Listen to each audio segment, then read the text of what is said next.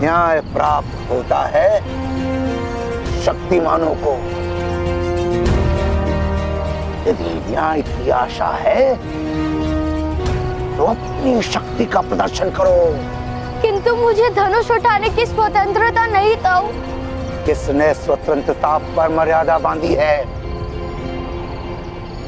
इन्हीं क्षत्रियों ने जो तुम्हारे पिता की हत्या करने को समझे। उनकी दी हुई मर्यादा का आदर करने का समय है तुम्हारे पास? नहीं ताऊ। तो उठो, मार्ग निर्मित करो, उठकर उठो।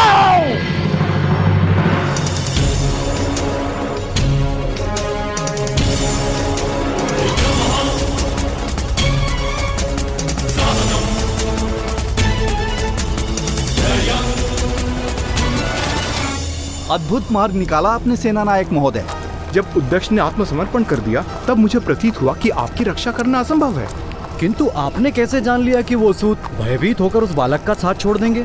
मूर्ख, एक महत्व की शिक्षा दे रहा हूँ, सदा स्मरण में रखना। शल्यक नाम का प्राणी देखा है जिसके पीठ पर बालों के स्थान पर कांटे होते हैं? साहिब ही कहते हैं उसे। इतना सा होता है, किंतु सिंह उसका आखेट नहीं कर पाता। किंतु कांटे उगाने के लिए भी साहस की आवश्यकता होती है सैनिकों। साहस के बिना शक्ति नहीं आती। ऐसा ही मनुष्य के विविध समाजों का सत्य है। नीची जाति के लोगों के पास साहस नहीं होता, इसलिए छोटे हैं। आज यदि सारा समाज एक साथ खड़ा रह जाता तो मेरा पराजय निश्चित था। किंतु सूतों को हृदय से ही अपने विजय पर विश्वास नहीं, वो क्या विजय प्राप्त करेंगे?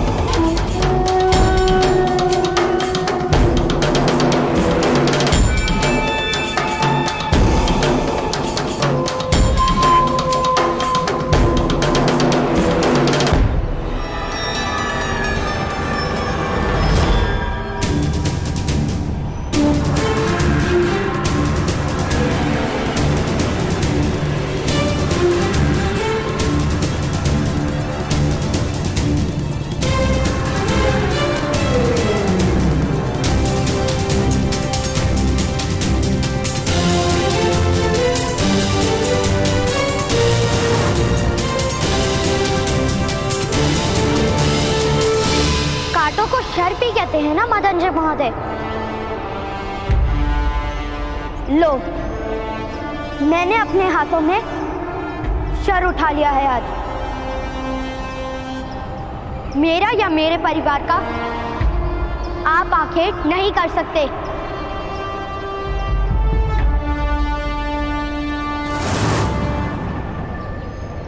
सूतपुत्र, तुमने धनुष उठाने का दुस्साहस किया।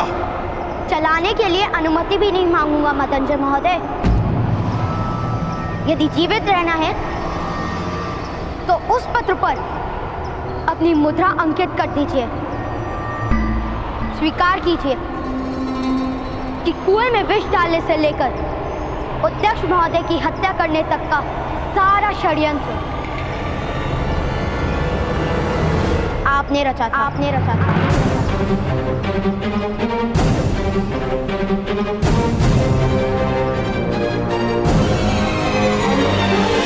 मेरे पिता को उनका सम्मान और अधिकार लौटा दीजिए, अन्यथा आप जीवित नहीं बचेंगे।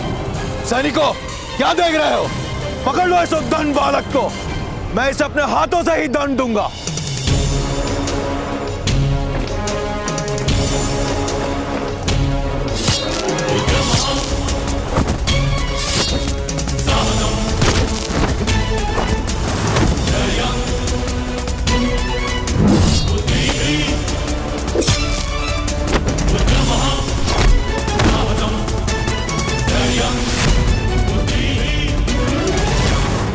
क्षमा महामहिम, क्षमा।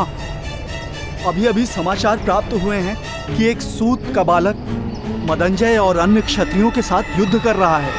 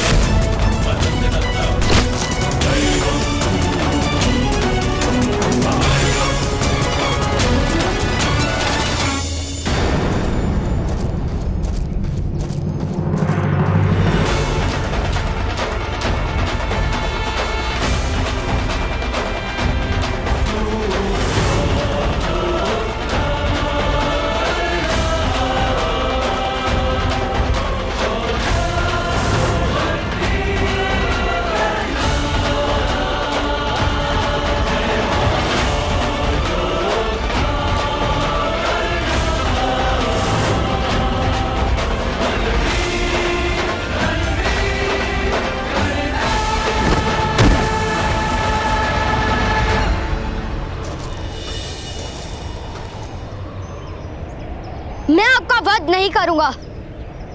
आपका जीवित रहना मेरे लिए आवश्यक है।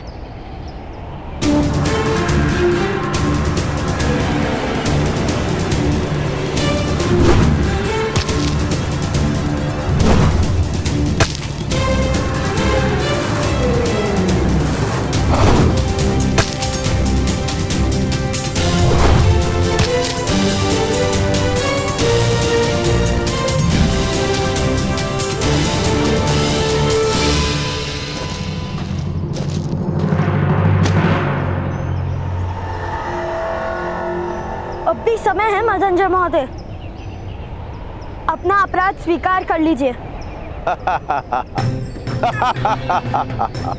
सूतपुत्र, तुम्हारी विजय असंभव है। पर्वत से टकराने पर बादल रिक्त हो जाता है, पर्वत का कुछ नहीं जाता।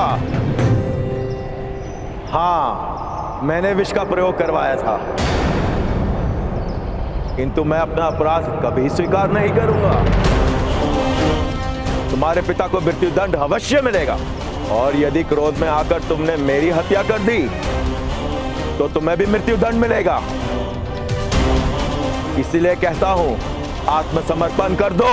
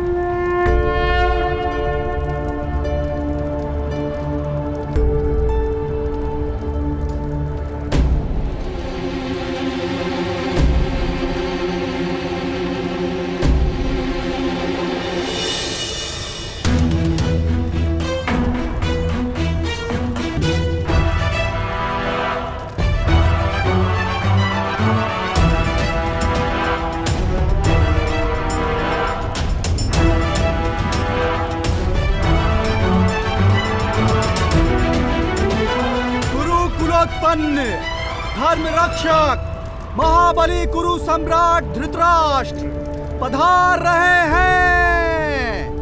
सावधान सावधान सावधान।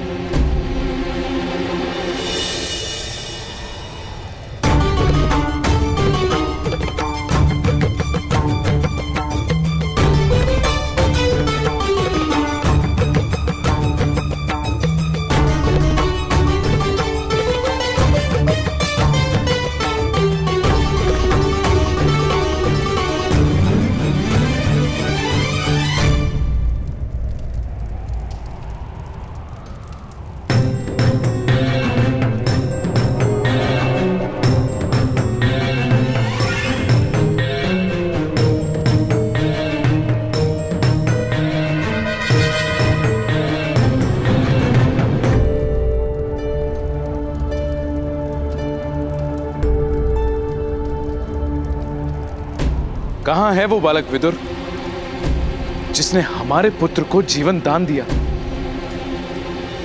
समीप आओ बालक।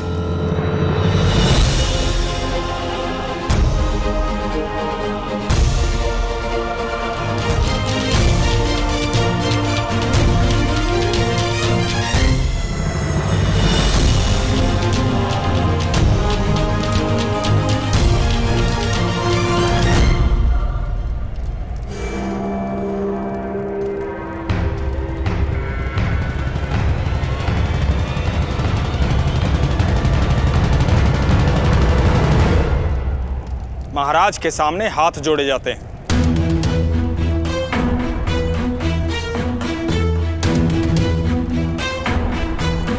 न्याय प्राप्त हो जाए उसके पश्चात मैं हाथ जोड़ूंगा।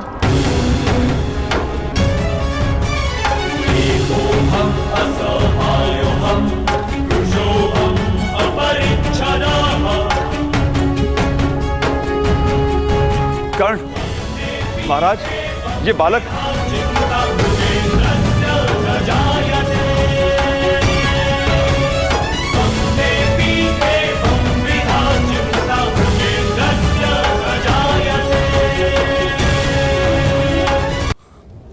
कर्ण, महाराज, ये बालक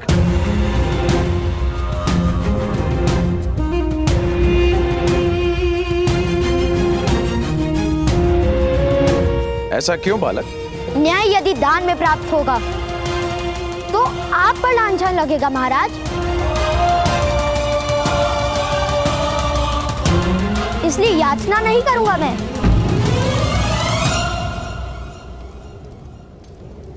आप न्याय करेंगे, उसके पश्चात उपकार जानकर हाथ जोड़ूंगा मैं।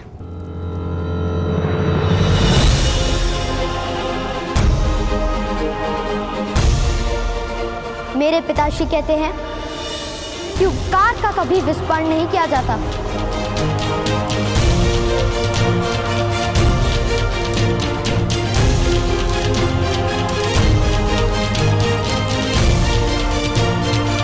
ताजश्री, ऐसा अद्भुत बालक है हमारे राज्य में, ये हमारे लिए गर्व का विषय है।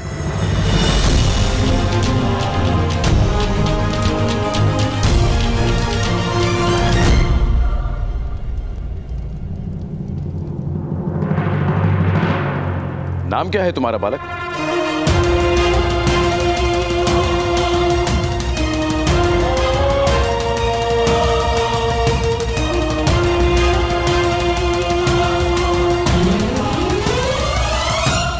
राधे।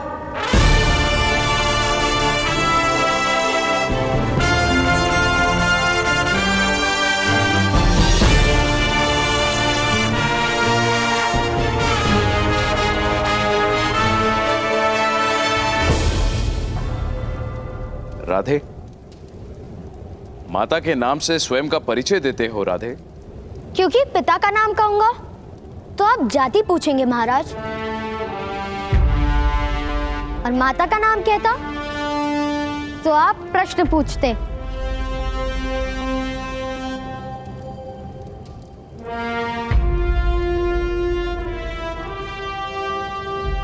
बड़े बुद्धिमान हो राधे।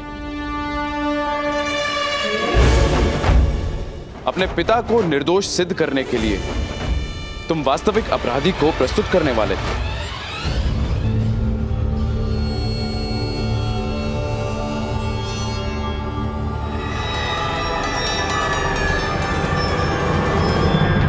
अपराध ग्राम रक्षक महोदय ने किया है महाराज।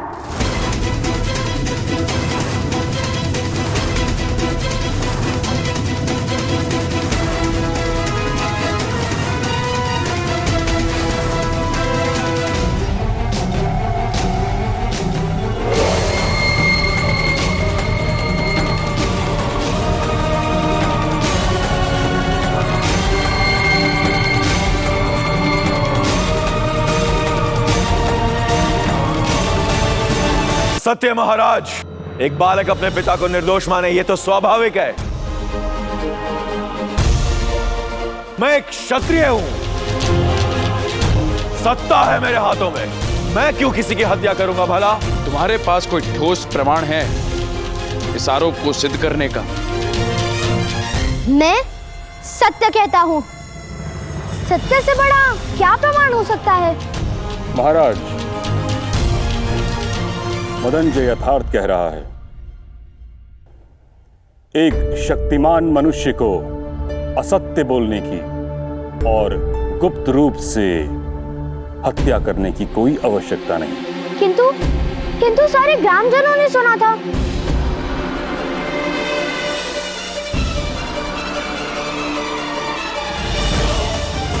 महाराज, मेरा अनुभव है कि जब शक्तिमान मनुष्य को अपनी निर्बलता का ज्ञान होता है तब वह सर्वाधिक असत्य बोलता है। मदनजय, इस बालक का साक्षी हूं मैं।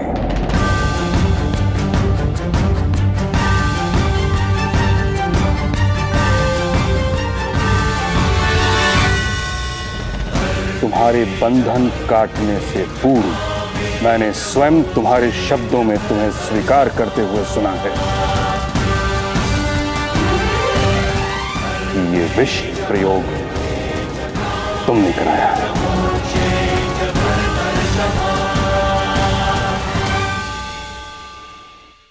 महाराज, महाराज मुझे क्षमा कर दीजिए महाराज। महाराज, स्वयं सर सेनापति ने मदनजय के अपराध में साक्षी दी। अब आरोपी अधिरथ को सम्मान सहित मुक्त कर देना और मदनजय को दंड देना उचित होगा।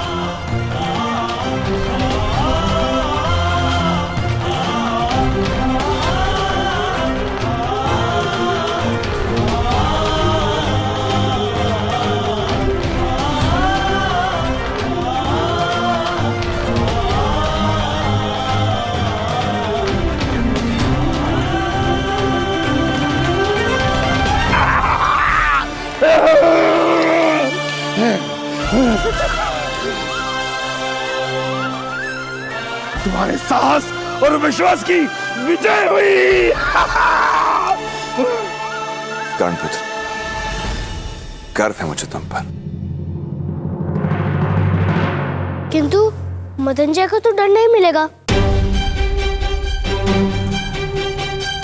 पुत्र, वो महाराज का प्रश्न है। हमने न्याय मांगा था, प्रतिशोध नहीं। कर्णपुत्र, महाराज को प्रणाम करो और घर चलो।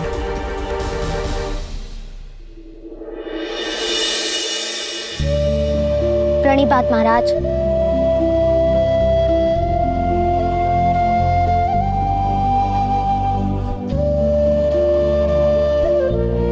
ठहरो सूतपुत्र।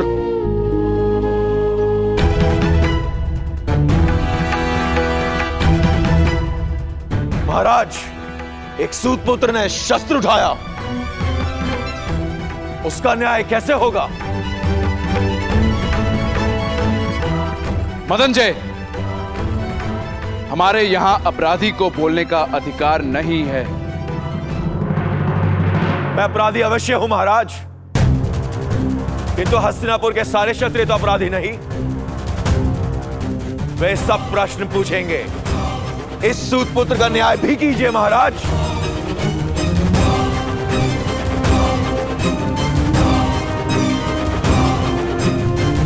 महाराज, सूतपुत्र ने शस्त्र उठाने का अपराध किया है।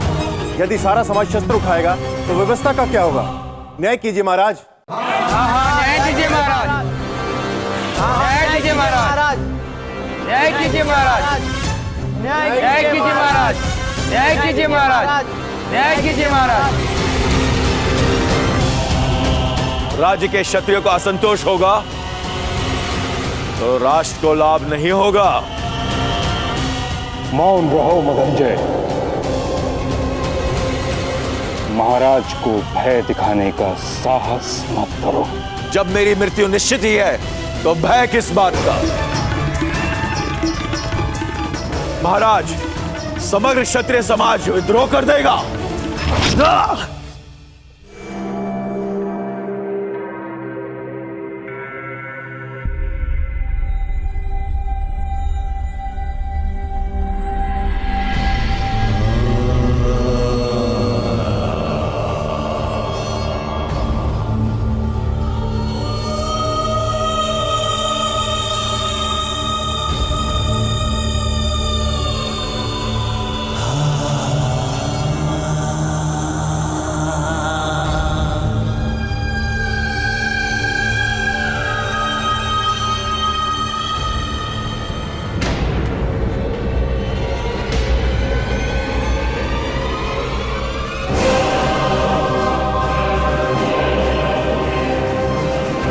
हस्तिनापुर की राजसभा में विद्रोह की बात करने वाले को उसी क्षण मृत्यु दंड दिया जाता है।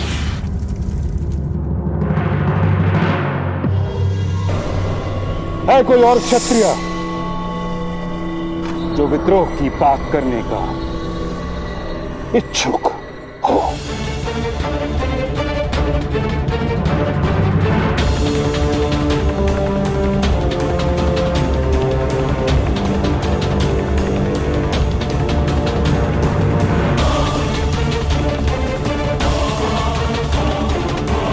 ठहरो सूत अधिरथ।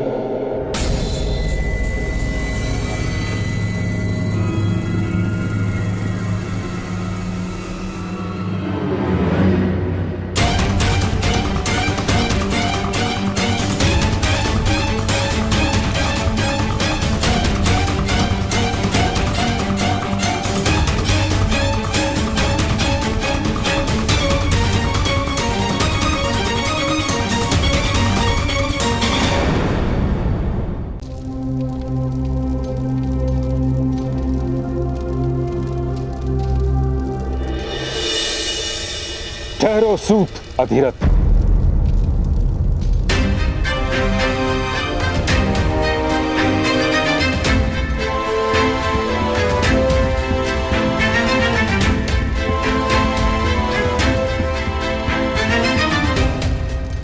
ये सत्य है महाराज कि मदनजय अपराधी था और जो दंड उसको मिला है वह उचित है। सत्य है कि इस बालक ने राज परिवार पर उपकार किया है। यह भी सत्य है कि इसका साहस और आत्मविश्वास अद्भुत है। सत्य के प्रति इसकी निष्ठा और सामर्थ्य पर कोई संदेह नहीं। किंतु महाराज, कि समाज केवल एक व्यक्ति से नहीं बनता। राज्य के सभी मनुष्य को संतोष प्राप्त हो, यह भी तो अनिवार्य है। और यह केवल तभी हो सकता है जब व्यवस्था का पालन हो तथा परंपरा का निर्वाह अनिवार्य है। यदि व्यवस्था टूटती है तो समाज में विद्रोह उत्पन्न होता है और हर प्रकार के विद्रोह को बल से शांत भी तो नहीं किया जा सकता। तात्पर्य तात्श्री, सूत के पुत्र को शस्त्र उठाने का अधिकार नहीं, उसे दंड देना ही होगा।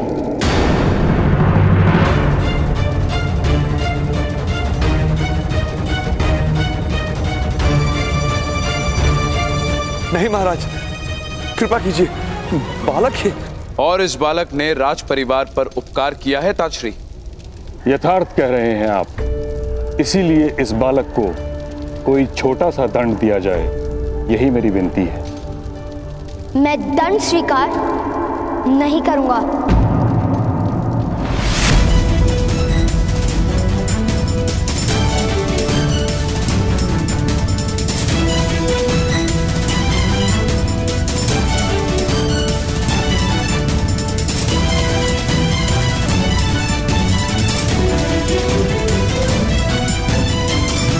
पुत्रकर्ण, मौन रहो, राजसभा में विवाद मत करो। किंतु पिताश्री, यदि आपके साथ अन्याय नहीं हुआ होता तो भ्राताश्री क्यों शस्त्र उठाते? अनिवार्य था शस्त्र उठाना पिताश्री। बालक, न्याय प्राप्त करने का सबको अधिकार है।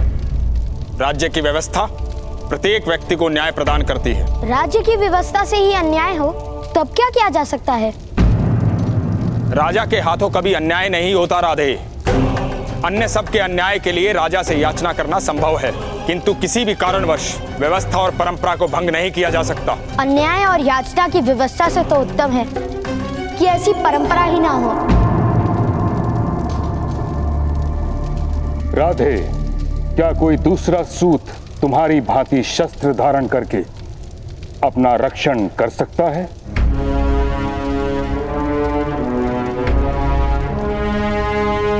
नहीं कर सकता।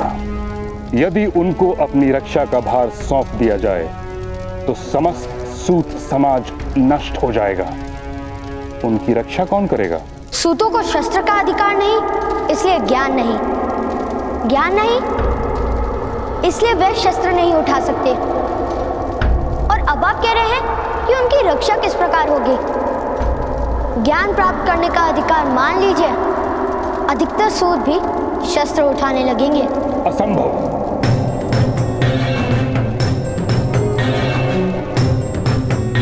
मरुभूमि में हरेक वृक्ष पर कांटे होते हैं, किंतु वन में प्रत्येक वृक्ष पर कांटे नहीं होते। वैसे ही मनुष्य एक समाज में रहता है और समाज में हर व्यक्ति को हर प्रकार का अधिकार नहीं दिया जा सकता। और ये निश्चित कौन करता है? परंपरा। परंपरा कोई एक व्यक्ति निर्मित नहीं करता, सहस्त्रों वर्ष से निश्चित होती आई है। समाज के इतिहास के अनुभवों से बनती है परंपरा। राजा केवल उसका वहन करता है। जब मैं जीवित नहीं था तब किसी ने किस प्रकार जाना होगा कि मैं कौन हूँ, मेरी स्थिति क्या है, मेरी इच्छाएं क्या हैं? इस समय की बनी परंपराओं को मैं आज क्यों स्वीकार करूं?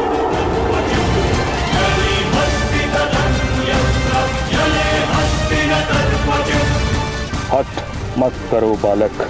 छोटा सा दंड स्वीकार कर लो बालक। असंभव। मैं युद्ध करने को सज्ज, मैं युद्ध करने को सज्ज, मैं युद्ध करने को सज्ज, मैं युद्ध करने को सज्ज।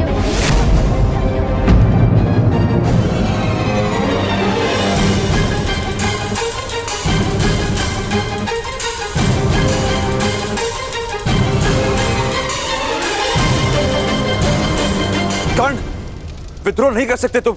महाराज, महामहिम, महामंत्री, मेरे पुत्र को क्षमा कर दीजिए। इसने विद्रोह किया है महाराज, इसे दंड मिलना चाहिए, मृत्यु दंड। इस सूत के बालक को मृत्यु दंड दीजिए। मृत्यु दंड दीजिए, मृत्यु दंड दीजिए, मृत्यु दंड दीजिए, मृत्यु दंड दीजिए, मृत्यु दंड दीजिए, मृत्यु दंड, मृत्यु दंड दीजिए, मृत्यु दंड दीजिए, मृत्यु दंड दीजिए, मृत्यु दंड दीजिए, मृत्यु दंड दीजिए, मृत्यु दंड, मृत्यु दंड दीजिए, मृत्यु दंड दीजिए। किसी में शक्ति हो तो दीजिए मृत्यु दंड।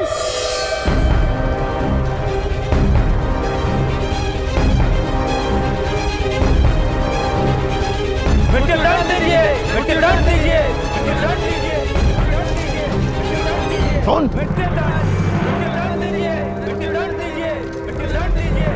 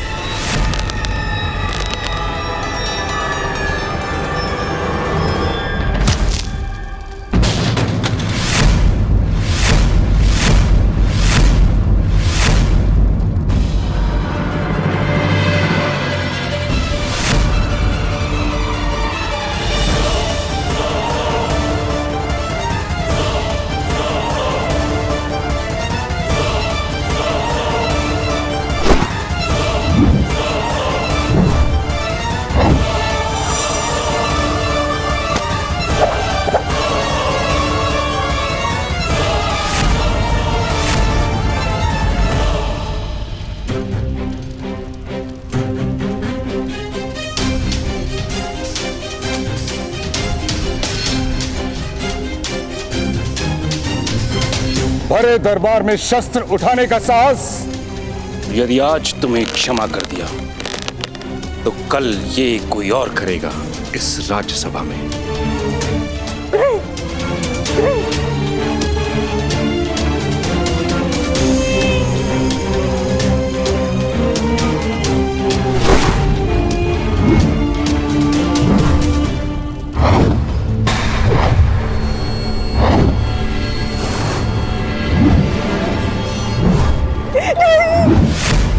अधिराज!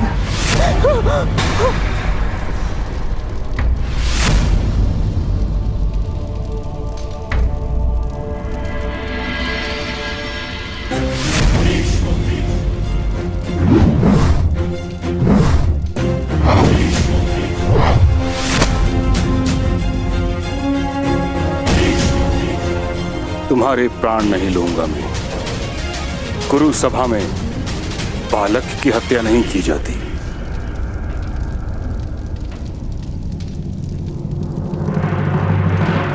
अधिरथ,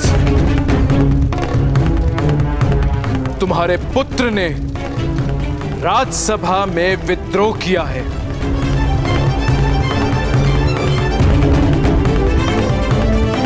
किंतु उसने मेरे पुत्रों को जीवन भी दिया है।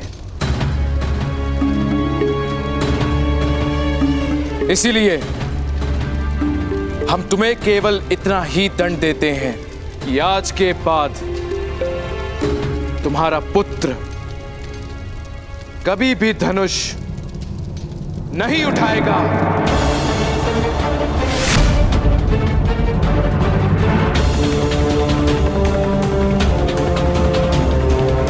सूतों के लिए बनी परंपरा का वहन करेगा, और यदि ऐसा नहीं हुआ तो तुम स्वयं अपने पुत्र को हस्तिनापुर और कुरु राष्ट्र से निष्कासित कर दोगे।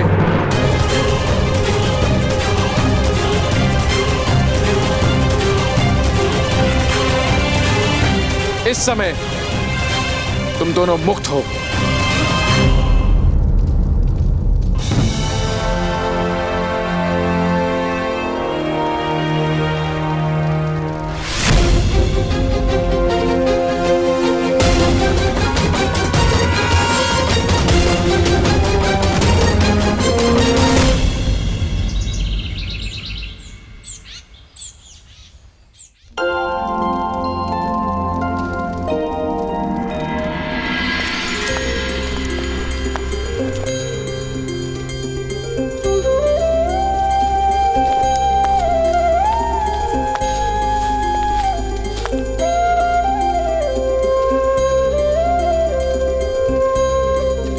माता, मैं आरती करूं?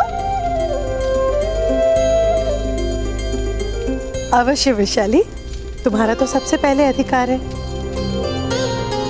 जब हम बड़ों का विश्वास टूट गया था, तब तुम मित्रों ने ही तो साथ दिया कर्ण का।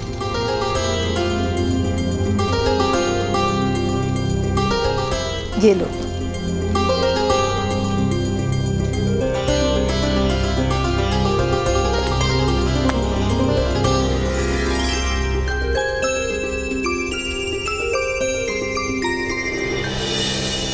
आज के बाद तुम्हारा पुत्र कभी भी धनुष नहीं उठाएगा।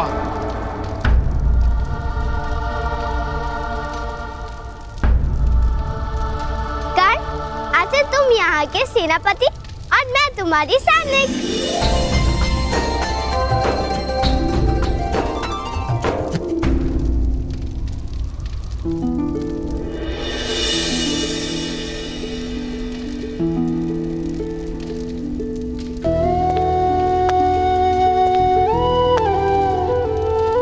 पुत्र कर्ण, मुझे क्षमा कर देना।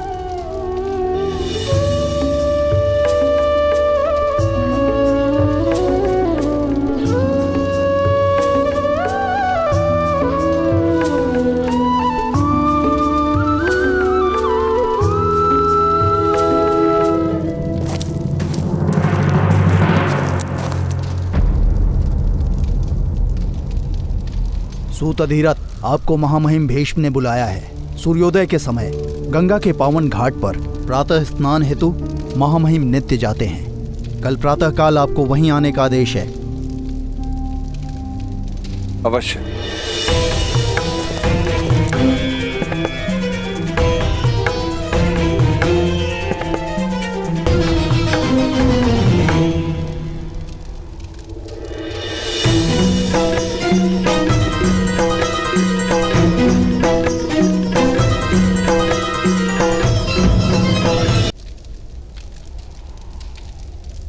चलो पुत्र, अब आनंद और विश्राम का समय है। बालकों के सम्मान में राधा आज सबको भोज देंगी।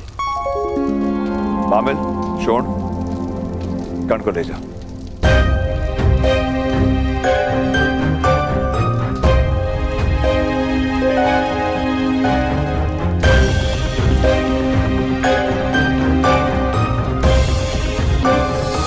कर्ण का दुख आज अनन्य है अधिरथ। जानता हूं भ्राताश्री, जानता हूं। शाख के जिस स्थान से फूल तोड़ा जाता है, उस स्थान से पत्ता या फूल कभी उग नहीं पाता। आज तक बहुतों ने कर्ण से उसका धनुष छीना था, किंतु गुरु सुबह ने उससे उसकी आशा छीन ली। धनुष पे उसका अधिकार ही नहीं, उसका सुख भी उसी में है। और दुखदायक सत्य तो यह है कि कर्ण कभी धनुष उठा नहीं पाएगा।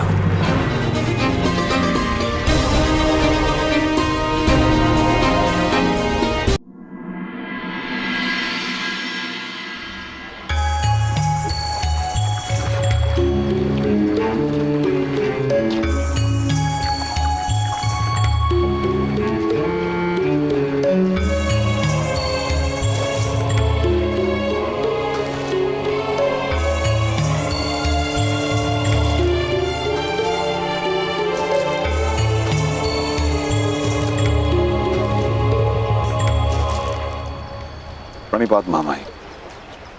कल्याण हो। क्या कार्य करते हो? अभी अभी हसनापुर आए, अभी कोई कार्य आरंभ नहीं किया। मैं तुम्हें अपने सारथी के रूप में नियुक्त करता हूं।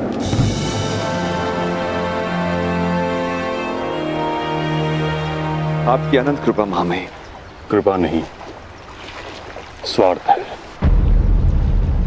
तुम मेरे निकट रहोगे तो मेरी दृष्टि तुम्हारे पुत्र पर रहेगी। उस जैसा तेजस्वी और ऊर्जावान बालक मैंने संसार में नहीं देखा। उसका अध्यापन मैं उचित रूप से करवाऊंगा। बिजली को आकाश में दिखा,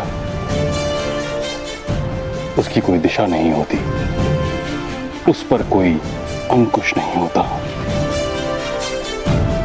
कुछ ही क्षण के लिए प्रकट होती है और फिर लुप्त हो जाती है। जिस पर गिरती है उसे नष्ट कर देती है। मेरी इच्छा है कि तुम्हारा पुत्र एक महान सारथी बने, ताकि समस्त सूत समाज का मार्गदर्शन करे। बिजली की भांति उसका सामर्थ्य छिन्न भिन्न ना हो जाए।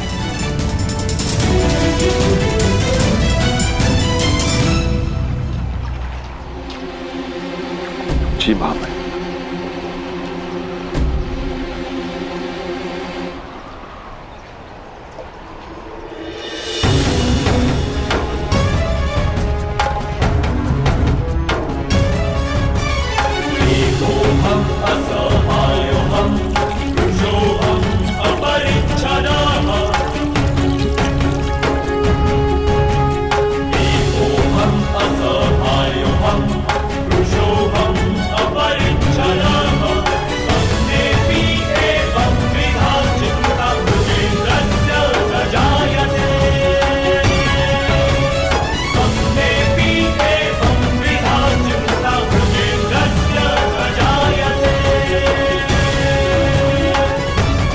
मैं बिजली की भांति दिशाहीन नहीं हूं, मनुष्य हूं।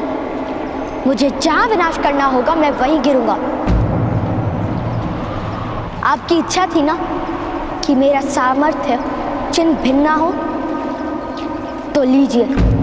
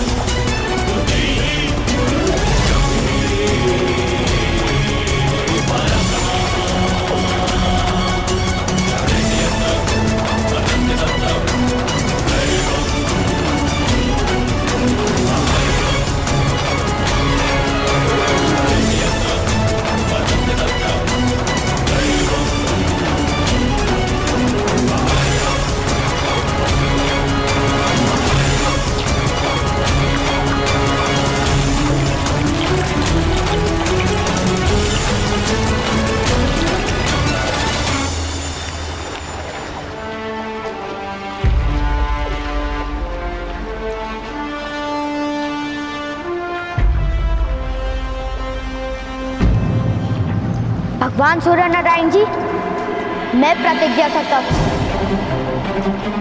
प्रातःकाल सूर्य अर्घ के समय मेरे सामने आने वाले व्यक्ति को मैं अवश्य दान दूंगा। उस व्यक्ति की हर इच्छा पूर्ण करूंगा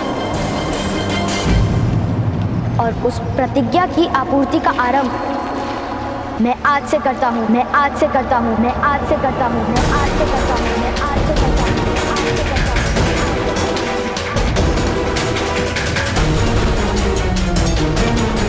महामहिम भीष्म को दान देकर, दान देकर, दान देकर, दान देकर, दान देकर।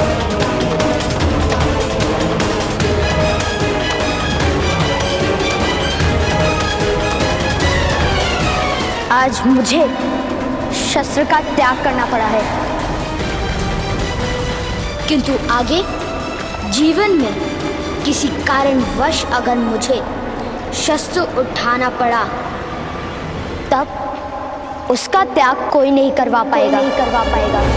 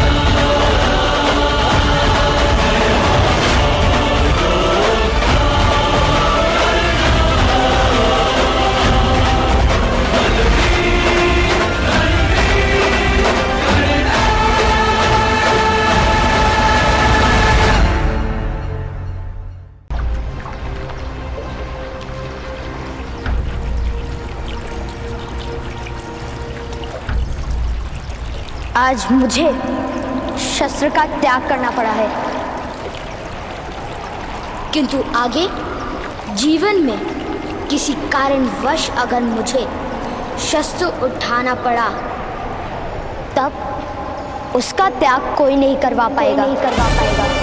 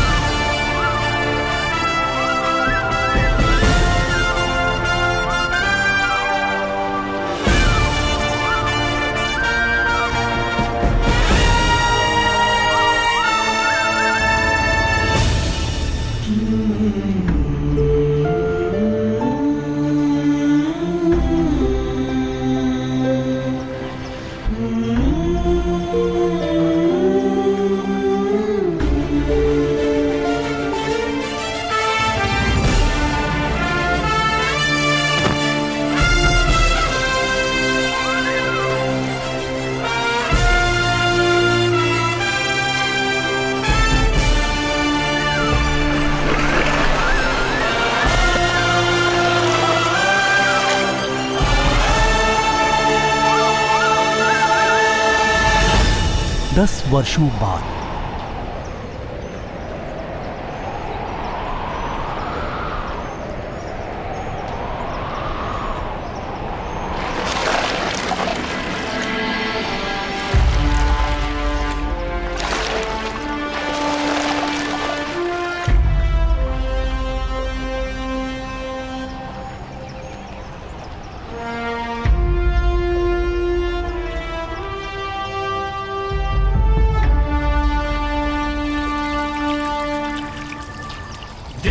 दृष्टि से बाण शक्ति से जीते ये सारा रण, शांत चित्त धरे आत्मबल भरे जीते हर बाधा कर, छूट ना पाए लक्ष्य हो चाहे सूक्ष्म सा छुपा होकर, मित्र वेग है सूर्य तेज है कवच चढ़ा इसके तन।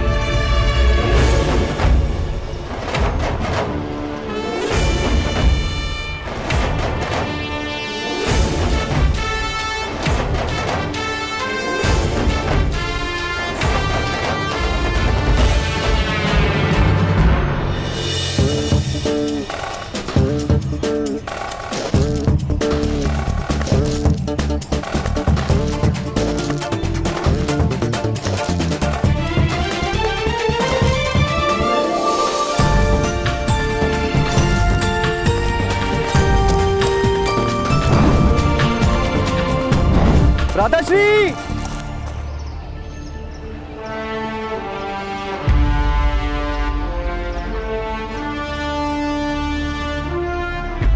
भ्राताश्री, आपके वस्त्र यहाँ रखे हैं।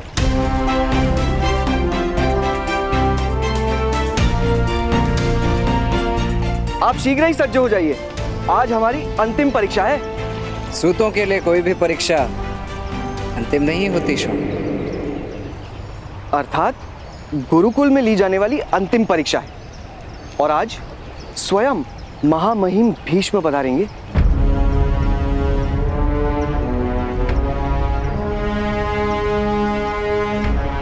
उत्तीर्ण विद्यार्थी को स्नातक घोषित करने के लिए। स्मरण है ना?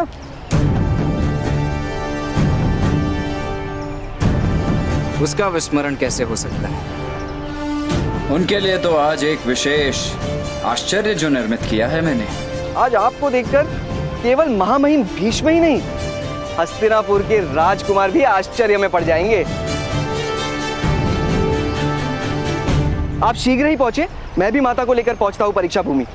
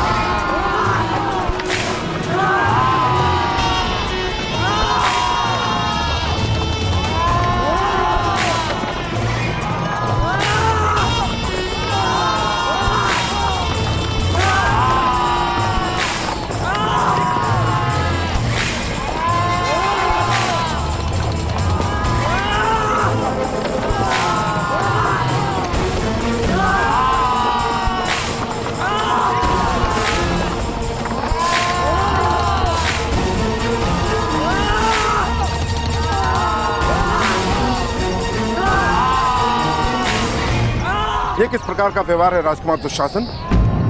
अश्वों के स्थान पर मनुष्य को क्यों बांधा है? सारथी है ये, सारथी है ये। रथ हाँकना इनका कर्तव्य है। यदि अश्व नहीं होंगे तो रथ के साथ इन्हें स्वयं बंधना पड़ेगा।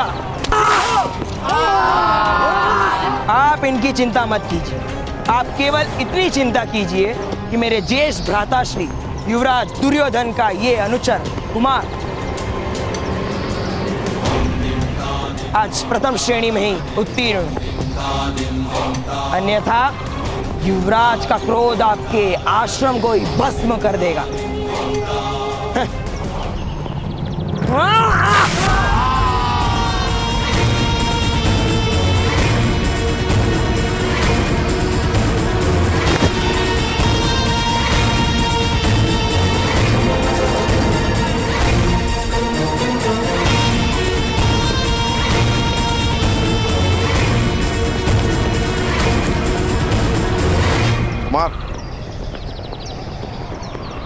विद्या प्राप्ति में आश्रम का महत्व कम, श्रम का महत्व अधिक होता है, और गुण तो स्वयं महामहिम भीष्म देंगे। क्या तुम कौन से अधिक कला का प्रदर्शन कर पाओगे महामहिम के सामने?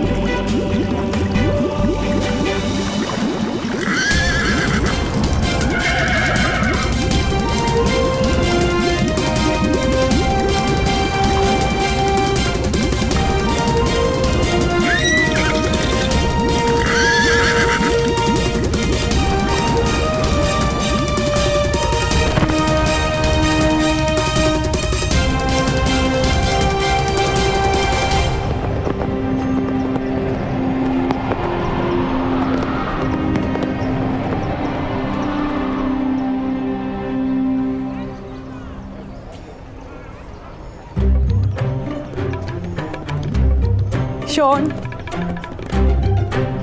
शोन, अरे कितना सजोगे? परीक्षा देने जा रहे हो या विवाह करने? विवाह? परीक्षा देने? किंतु पिताश्री कहते हैं ना, सद्भाग्य कहीं भी प्राप्त हो सकता है, इसलिए। चलो। हाँ। अरे चलो चलो। अरे माता, अभी तक स्नातक नहीं हुए और विवाह के स्वप्न देखने लगे। अच्छा शोन, 3 साल गुरुकुल में ध्यान लगा के सीखा ना। ध्यान की ही तो समस्या है माता। इस उम्र में मनुष्य का ध्यान वही लगता है जिसमें उसकी रुचि हो। कर्ण कहाँ है? उन्होंने कहा है वो स्वयं आएंगे परीक्षा स्थल। वही तो चिंता है, कहीं कर्ण का पराक्रम देखकर हस्तिनापुर के राजकुमार क्रोधित ना हो जाए। सूतों के पराक्रम क्षत्रिय सह नहीं पाते। कोई चिंता मत कीजिए माता, लोग शक्ति प्राप्त करने के लिए कोचा पाक खाते, किंतु भ्राताश्री भ्राताश्री शक्ति प्राप्त करने के लिए क्षत्रियों के क्रोध को खाते हैं। चलिए। अरे वृषाली कहाँ है? वृषाली?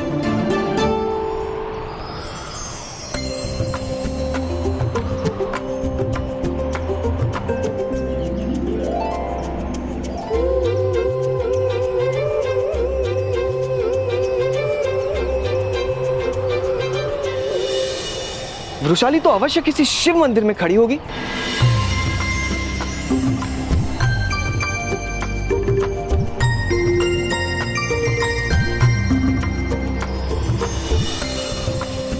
किसी पवित्र वृक्ष को सूतर के धागे से बांधकर भ्राताश्री के विजय की कामना कर रही होगी।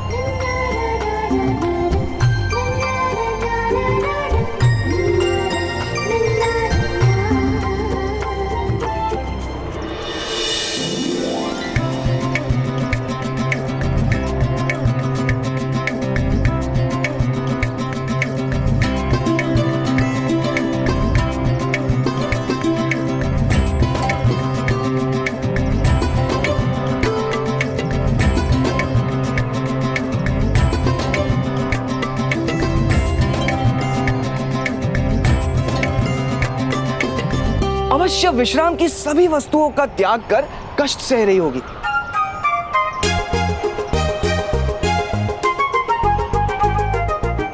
यही मानती है ना आप माता? हाँ। किंतु वृषाली की तपस्या का मार्ग आपसे भिन्न है माता। चलिए। चलो।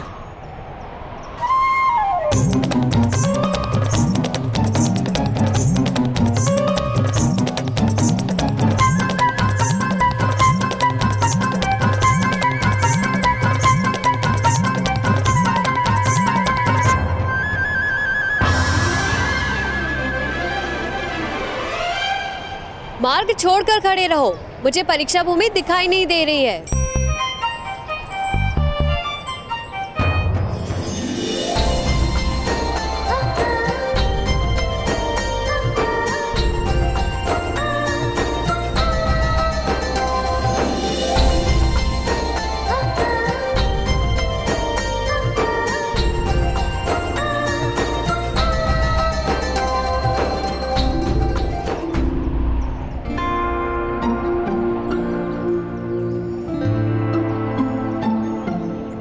कहाँ हो सेनापति कर्ण?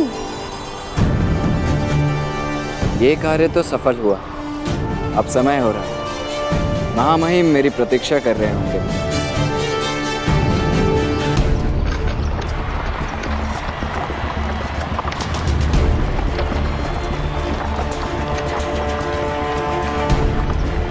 महामहिम भीष्म की, महामहिम भीष्म की, महामहिम भीष्म की, महामहिम भीष्म की, महामहिम भीष्म की, महामहिम भीष्म की, महामहिम भीष्म की, महामहिम भीष्म की, महामहिम भीष्म की, महामहिम भीष्म की, महामहिम भीष्म की, महामहिम भीष्म की, महामहिम भीष्म की, महामहिम भीष्म की। महामहिम भीष्म की, महामहिम भीष्म की, महामहिम भीष्म की, महामहिम भीष्म की, महामहिम भीष्म की, महामहिम भीष्म की, महामहिम भीष्म की, महामहिम भीष्म की, महामहिम भीष्म की, महामहिम भीष्म की, महामहिम भीष्म की, महामहिम भीष्म की, महामहिम भीष्म की, महामहिम भीष्म की, महामहिम भीष्म की, महामहिम भीष्म की, महामहिम भीष्म की, महामहिम भीष्म की, महामहिम भीष्म की।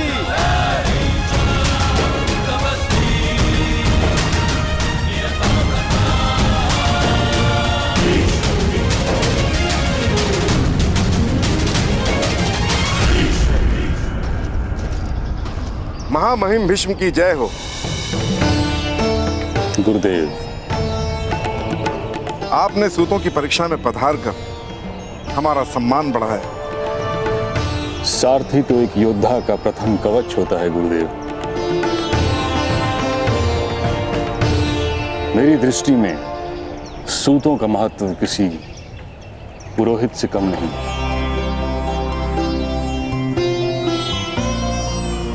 परीक्षा आरंभ कराइए। अवश्य। आज का प्रथम परीक्षार्थी है आपके सारथी अधिरथ का पुत्र कर्ण।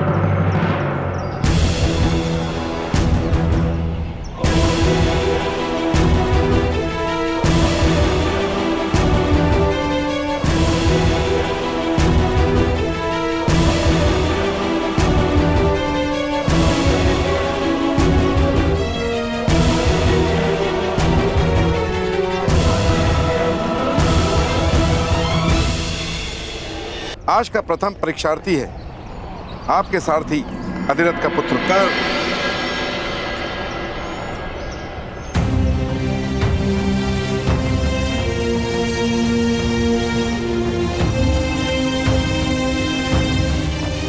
उसकी परीक्षा तो वर्षों पूर्व हो चुकी है। आज तो मैं केवल उसकी कला का प्रदर्शन देखने के लिए उत्सुक हूं।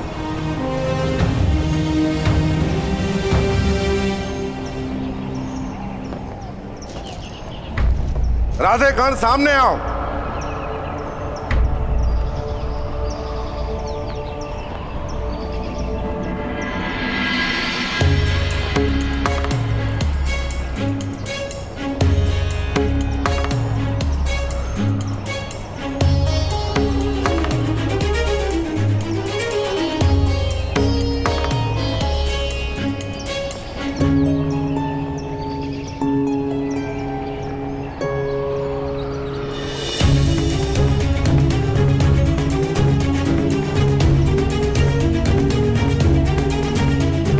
कर्ण कह रहा था महामहिम को प्रतीक्षा करवाना उचित नहीं है। अवश्य, शीघ्र ही वो आता ही होगा।